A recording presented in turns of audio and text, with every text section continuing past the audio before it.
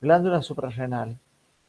Recuerden que la última clase yo estuve trabajando con ustedes los ejes hormonales.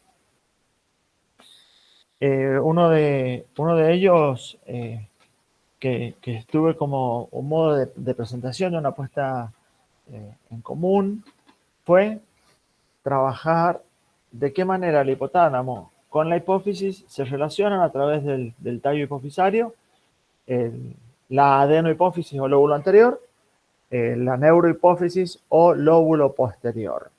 Y siempre destacando que ustedes tienen que tener muy presente estas palabras que definen a la arquitectura de estas glándulas, ¿no? La neurohipófisis, obviamente, se relaciona con el hipotálamo de manera neuronal. Y la otra porción de la glándula lo hacía a través de un sistema vascular sanguíneo que se llama un sistema porta.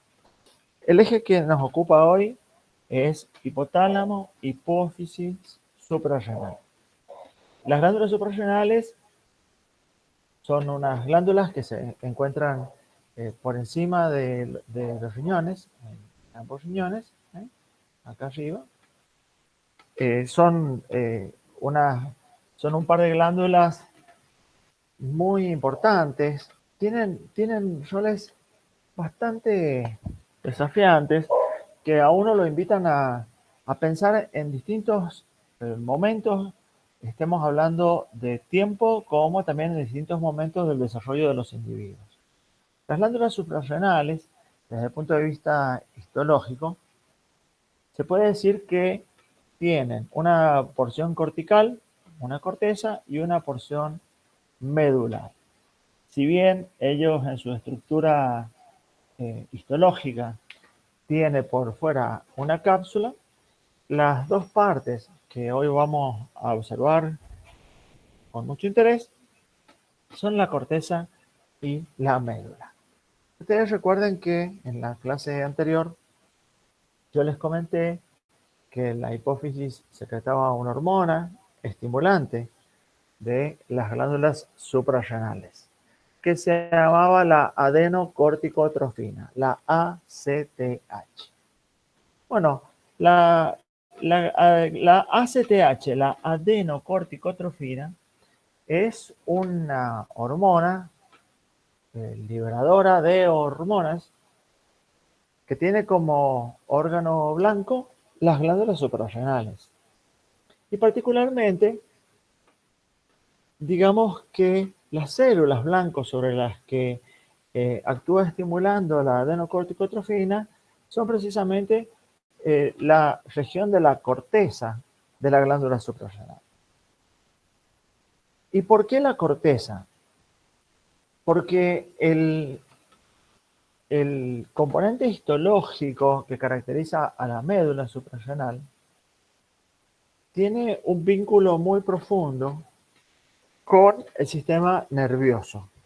La estimulación, se podría decir que la estimulación de las secreciones que surgen desde la médula suprarrenal están comandadas por estímulos nerviosos. Y acá aparece una relación bastante interesante que vamos a ir discutiendo cuando yo empiece a compartir con ustedes algunos conceptos del estrés y la respuesta fisiológica.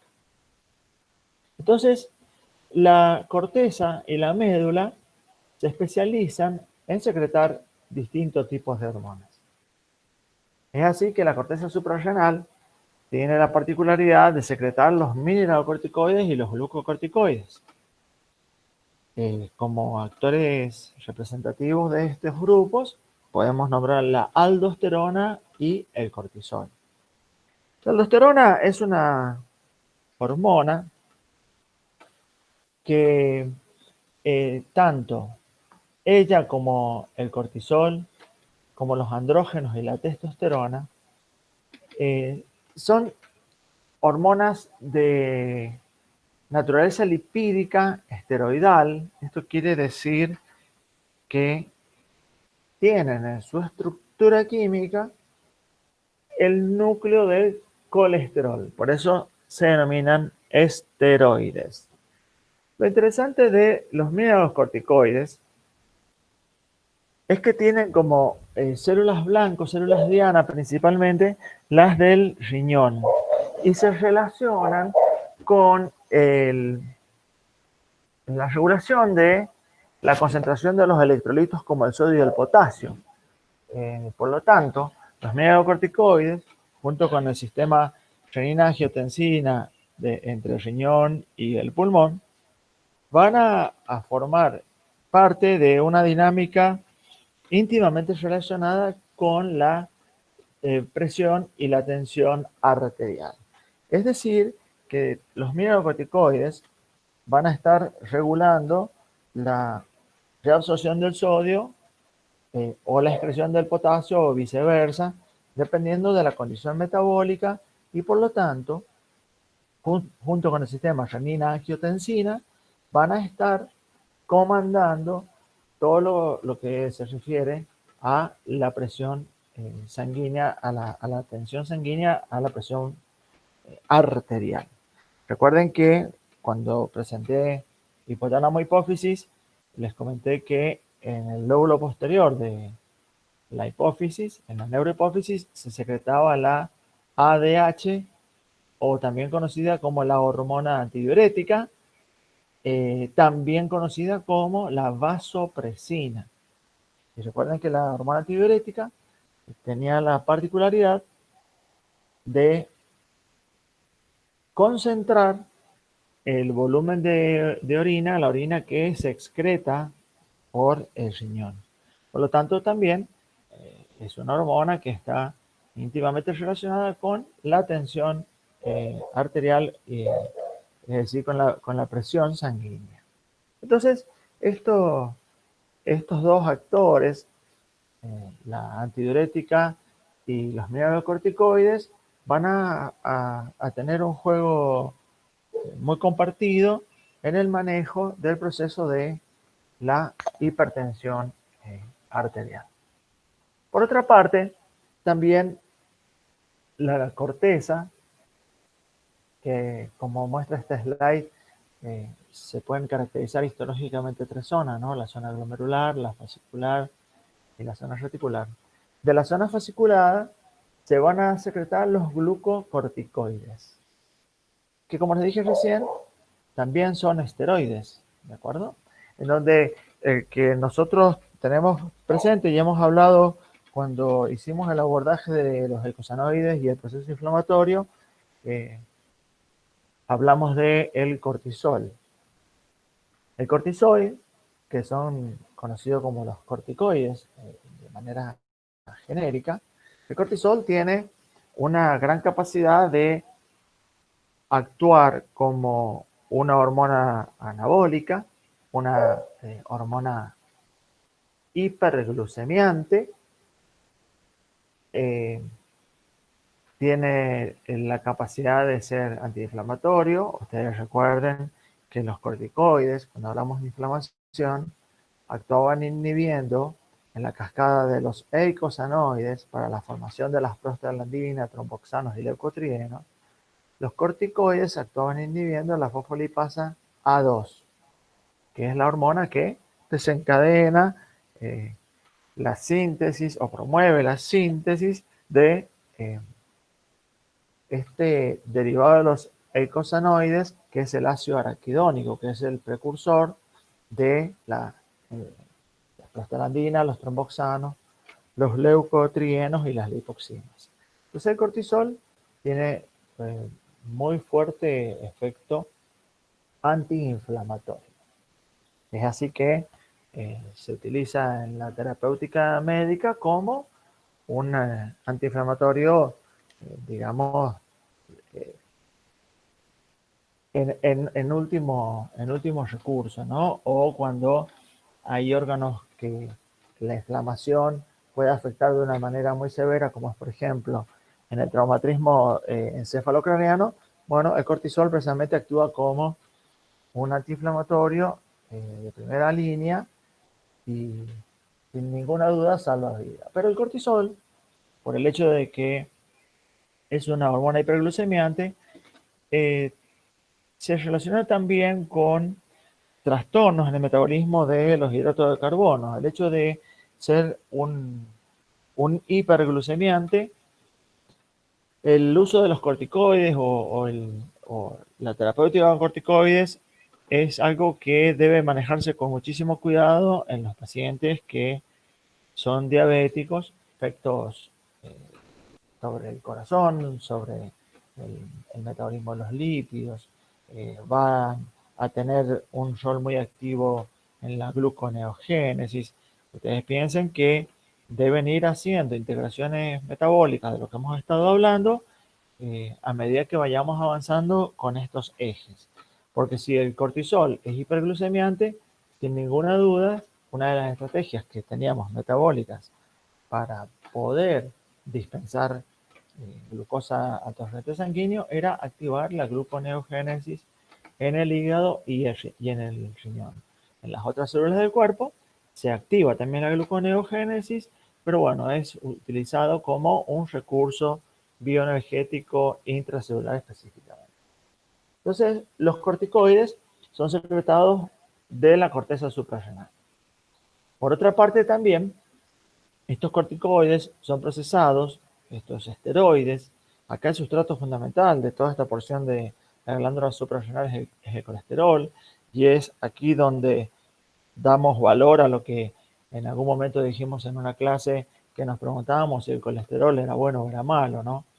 Entonces, la conclusión de aquel planteo era que el colesterol no era ni malo y tampoco era bueno.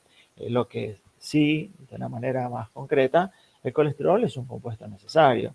El hecho de que uno lo clasifique como bueno o malo era una cuestión social dependiendo de el transporte a través de qué lipoproteína lo hacía circular en la sangre. Recuerden que la lipoproteína LDL se la conoce como la porción del colesterol malo, así lo conoce la gente en la jerga popular, porque esa lipoproteína tenía una altísima capacidad de depositar en los tejidos. Pero bueno, ese rol dispensadora de colesterol para todas las células.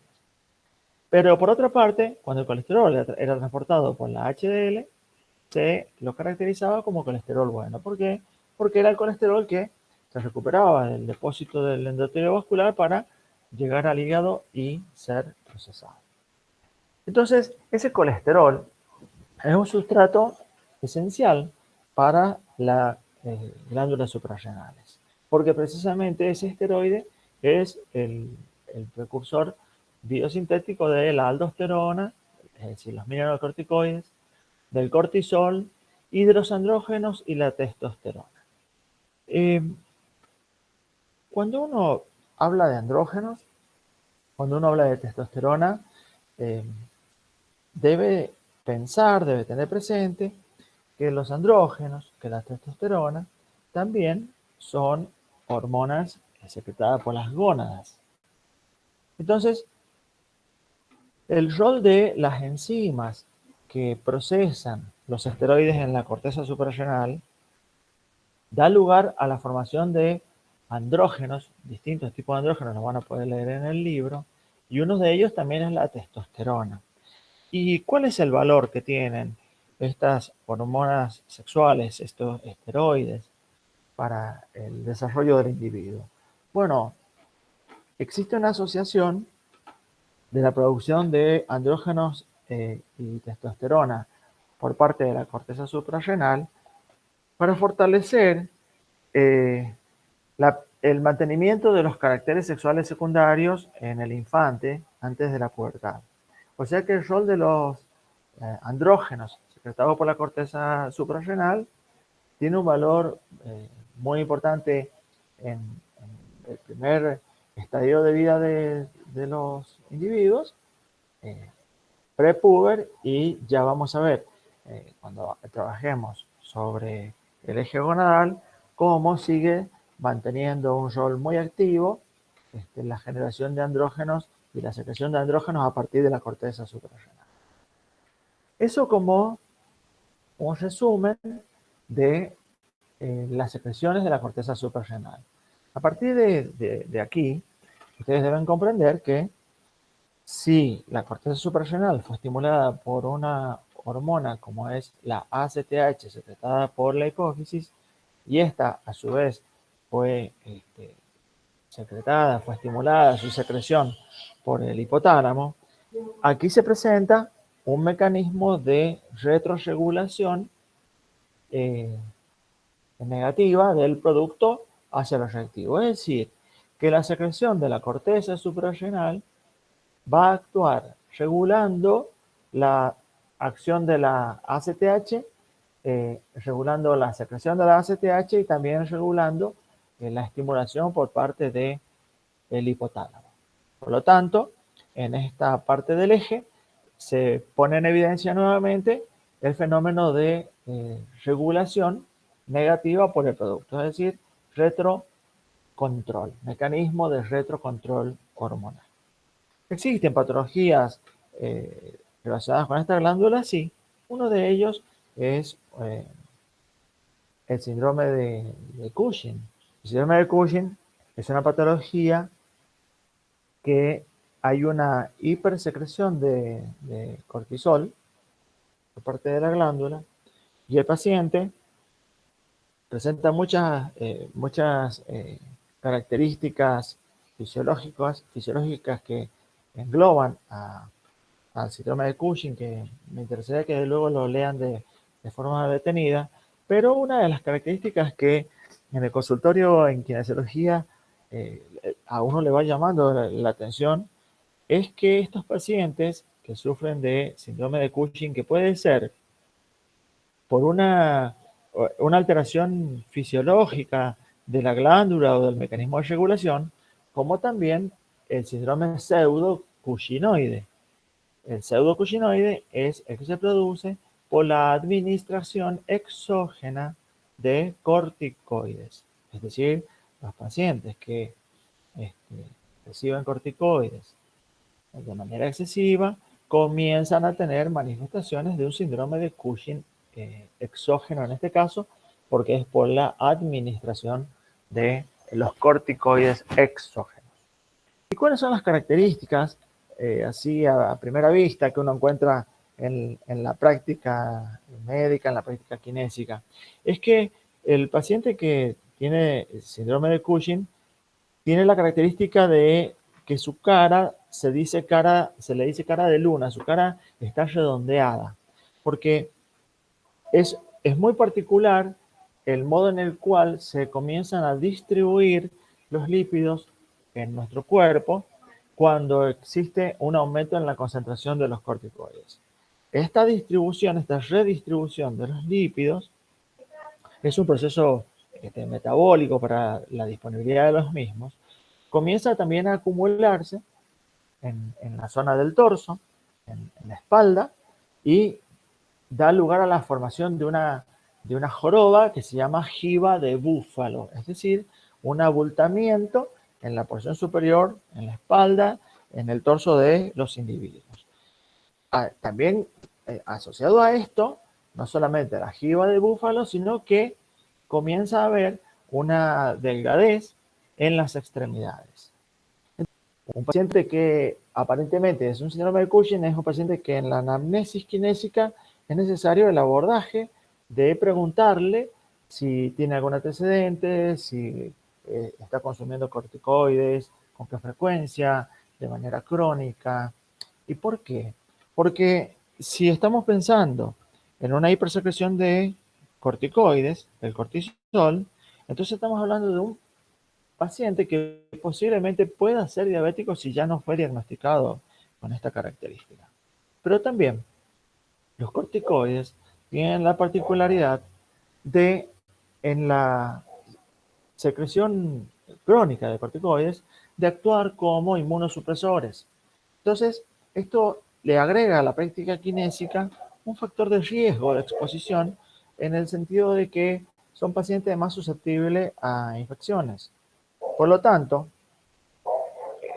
cuando estos pacientes acceden a la consulta kinésica con lesiones crónicas, bueno, son marcadores que uno debe tener en cuenta y esto fortalece también el cuidado especial que el kinesiólogo debe tener entre paciente y paciente para no actuar como un vector de transmisión de gérmenes con las manos, ¿no? Es decir, cuando uno pasa de un paciente a otro paciente, por favor, la higiene de manos es terriblemente importante porque podemos encontrarnos frente a un paciente que es un paciente inmunosuprimido.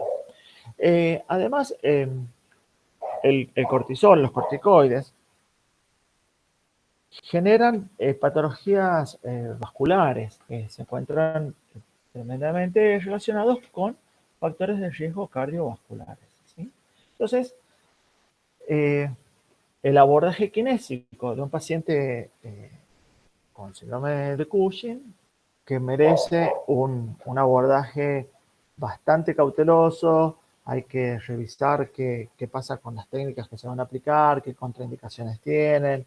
Es un paciente que puede tener un manejo, sin dudas, el manejo de los lípidos en sangre no es del mismo modo que un paciente que no sufre este, alteraciones en la secreción del cortisol, ¿no? Va a haber una hiperlipemia, es decir, va a haber una elevación en la concentración de los lípidos en sangre, y esto está hablando también de riesgos vasculares en el abordaje kinésico con algunas técnicas mecánicas o de ultrasonido que puedan desprender depósitos de colesterol en las arterias, en las arteriolas o en algunos capilares.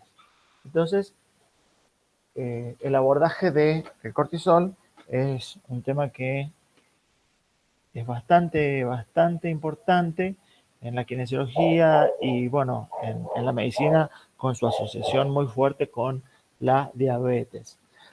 La secreción de la médula particularmente procesa un aminoácido que es la tirosina en catecolaminas. Estas catecolaminas son la adrenalina y la noradrenalina. Lo interesante de la adrenalina y la noradrenalina, de estas catecolaminas, son hormonas que son hiperglucemiantes y son las que están relacionadas con la respuesta ante el estrés agudo.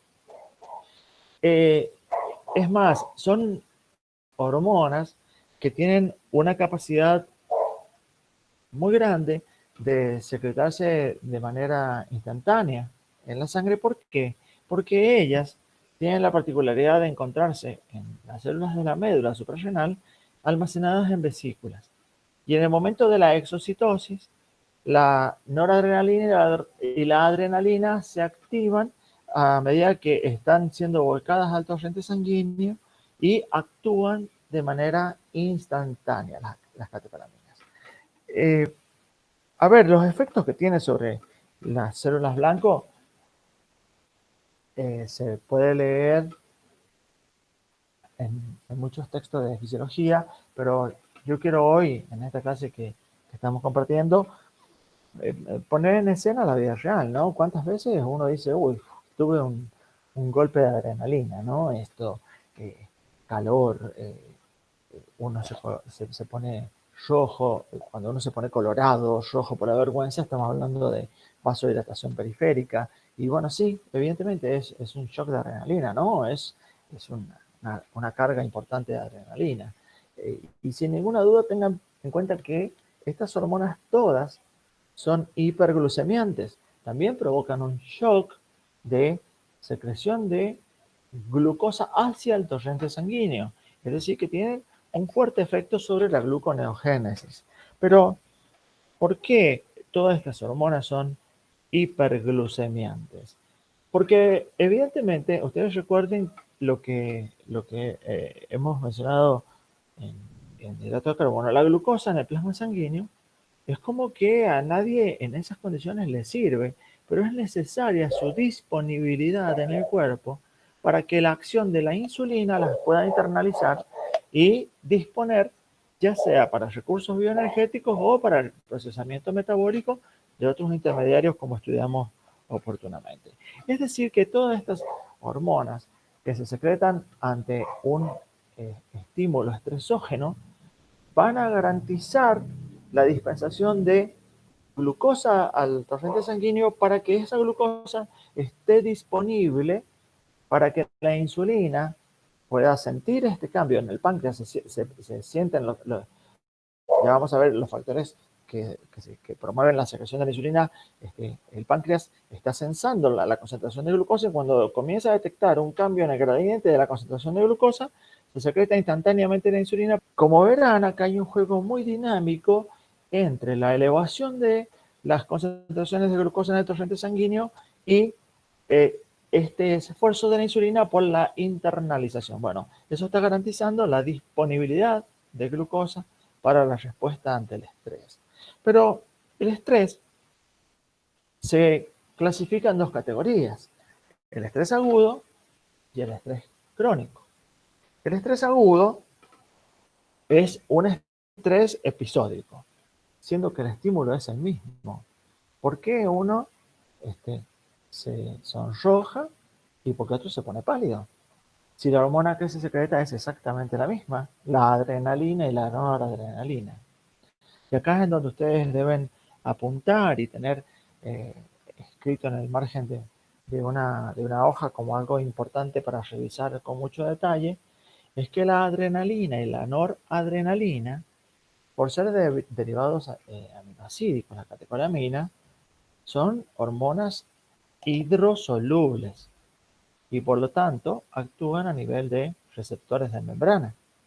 Y las catecolaminas se caracterizan por tener dos tipos de receptores: los alfa-adrenérgicos y los beta-adrenérgicos. Lo especial de estos dos receptores es que tienen efectos antagónicos.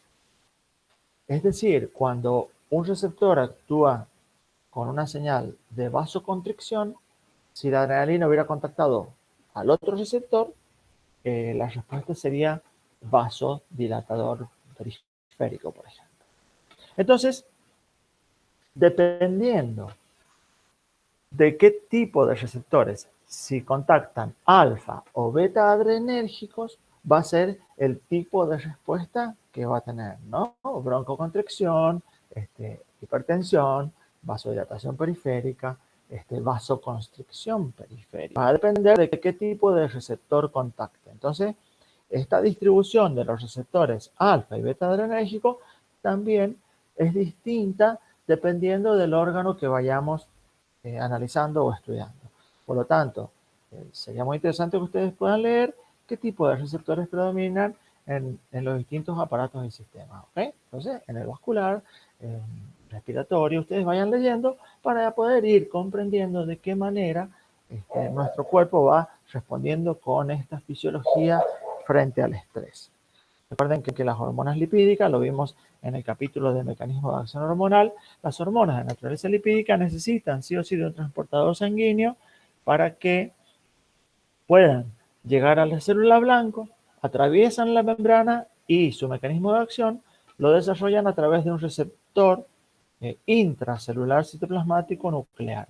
Ahí se forma el complejo hormonal receptor que va a provocar el efecto a nivel del núcleo o a nivel citoplasmático, dependiendo de la hormona que estemos abordando.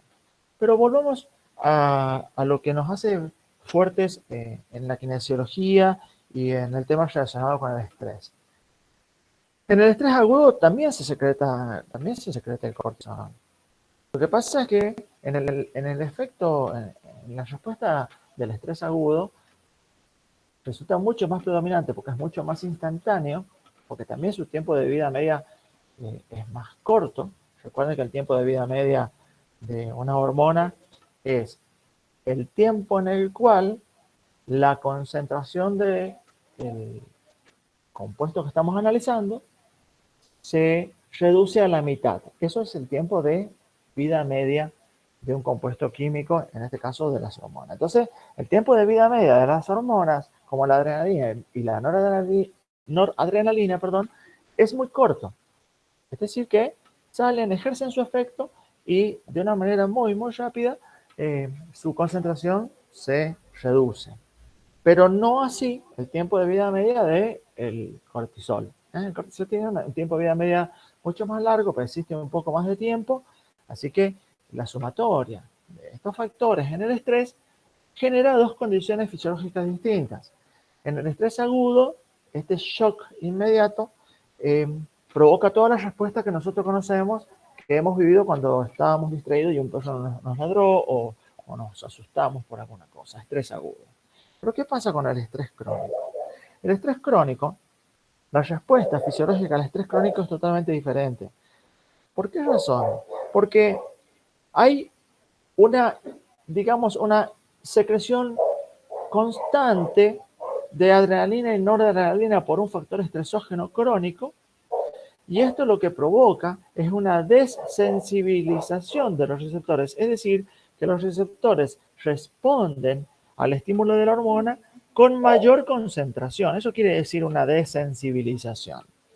¿Por qué? Porque evidentemente el umbral de la señal que ellos reciben se está manteniendo de manera homogénea ante un proceso de estrés crónico. Es decir, cuando un individuo vive en un ambiente estresógeno, responde de una manera totalmente diferente que en la respuesta del estrés agudo. Y esa es la razón por la cual el estrés crónico se encuentra asociado de una manera muy formal a el aumento del riesgo de diabetes, el aumento de factores de riesgo cardiovasculares, el aumento del riesgo de sufrir hipertensión arterial y el fenómeno de la inmunodepresión en el estrés crónico, ¿no? Es decir, por esta secreción continua de las hormonas que hacen que los receptores estén desensibilizados. El abordaje terapéutico kinésico de un paciente estresado crónico no es la misma que la de un paciente que no sufre de estrés crónico en su vida.